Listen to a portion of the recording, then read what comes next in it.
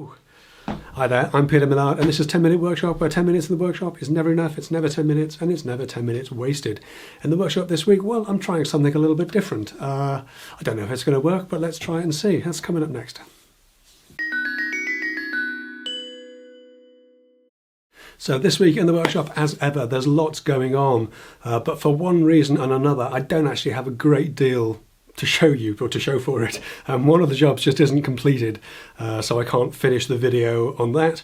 Again, not my fault. There's an ill child in the house, so they don't want work going on. I did a job that wasn't particularly video friendly. You know, so they're not all interesting, unfortunately. So I'm just going to do this sort of blog style mashup, just to give you a flavour of what my week's been like. I don't know if I'm going to do many more of these. Let me know what you think of them in the comments below, and we'll take it from there. So I had the opportunity to visit an older client recently. I haven't seen her for about a year, 18 months or so. She's been abroad. She's got a few bits and pieces that she's asked me to look at, but it also meant that gave me the chance to go and take a look at the last job I did for her, which is quite substantial. I'd never seen it painted and finished because it was one of those ones where I just sort of built it and installed it, and they were having a whole room done, so that was all being sort of redecorated by a professional decorator. So I got to go and see it sort of a year, 18 months after it was done, to see how it was holding up, and this is how I got on. Early in the morning, I'm on my way out to the swanky upmarket neighbourhood of Chelsea, just off the King's Road, to a client. It's about a 40-minute drive to cover 5 miles, I think, so yeah, nice. Just what I need early in the morning.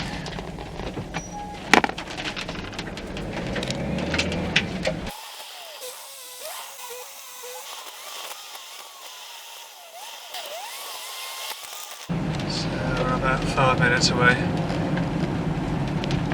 Just turned onto the King's Road in Chelsea. Used to be a hot spot back in the 1960s. These days it's just any other high street really, but with some nice buildings in it.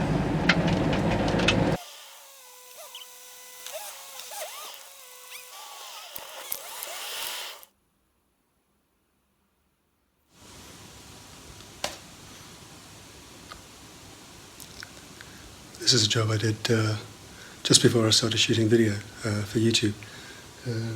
Pretty nice, lovely. It's actually a basement room. And we had this run of cabinets that are about 1150 wide, running all the way down one length of the room, with raised panel doors and baseboard machined to match. And a big mirror at the end. Now, while I was there, the client had also had a slight niggle with, I also built her a TV cabinet for television, obviously, and one of the baseboards, the sort of skirting boards, had just sort of come adrift slightly at the corner. I don't know if you remember, but if you've seen the trestle table build, I use these little sort of corner wedges with sandpaper on as clamping blocks. Well, I did something similar on this job, but using 45-degree blocks instead, so I could sort of run some glue inside the joint and then clamp it up. So normally with this kind of thing, it's really hard to get a clamp on this, and obviously you don't want to screw it through or whatever, because, as I say, I didn't do the painting on this. I have no idea what colour the paint was or anything else. You don't want to start having filled holes in a skirting board or a baseboard like this. So what I did was I ran some quick set epoxy, some 5-minute epoxy, into the join, and then with these little corner blocks, these sandpaper blocks, I could pull that joint in nice and tight, and then once it was set, we could unclip it, a squeeze of decorator's caulk around the very edges, and it was all good to go. So there we are. That's our Chelsea morning organised. Back to grubby Hammersmith now.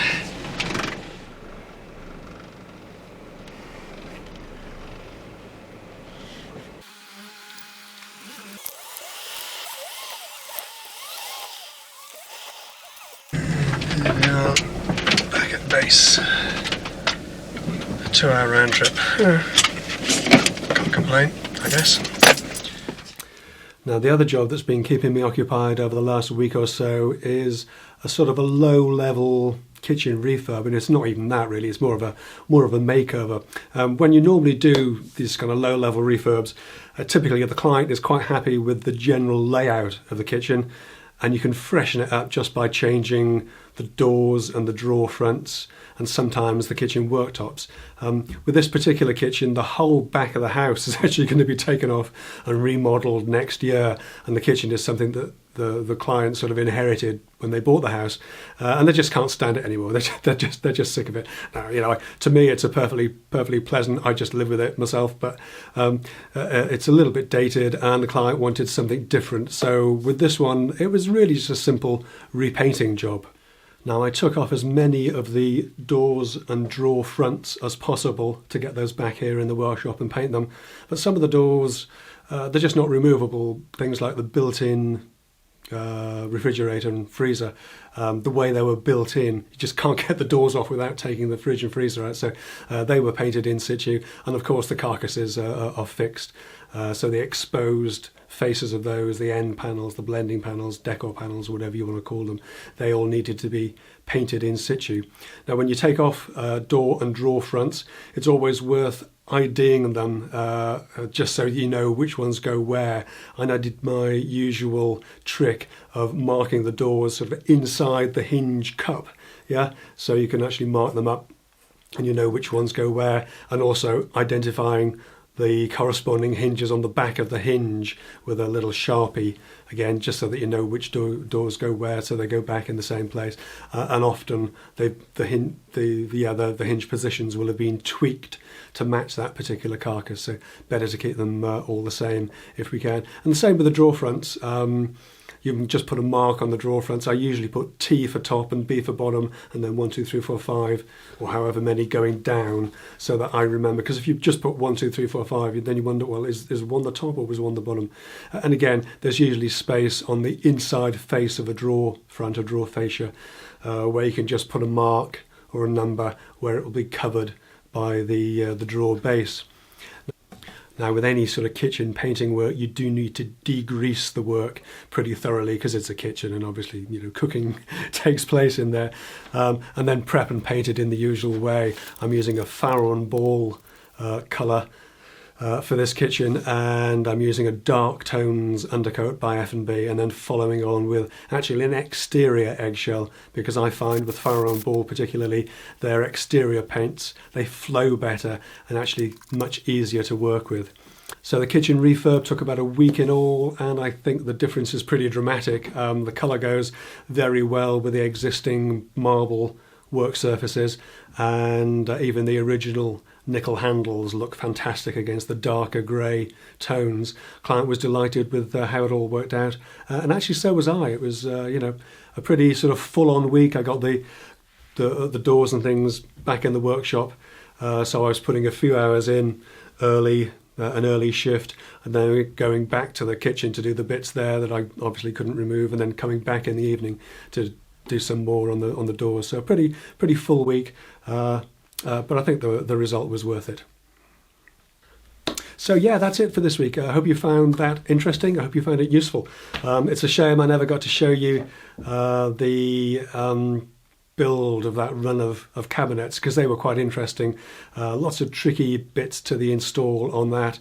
And it was quite a substantial piece, and obviously with a mirrored door at one end, there's not a lot of margin for error on that. I think I had sort of 3 or 4 mil in total over almost 3.4 meters of a run of cabinets. So yeah, not a lot of wiggle room there. What's that, about 1/8 of an inch over 11 feet, something like that? Yeah, so pretty snug. Anyway, that's it for this week. I hope you enjoyed it. I hope you found it interesting. If you did, give it a thumbs up, share it out amongst your friends, and please do consider subscribing. Then you'll be notified whenever I put up something new. But for this week in the workshop or out of it, that's everything for now, and I will see you next time. Take care.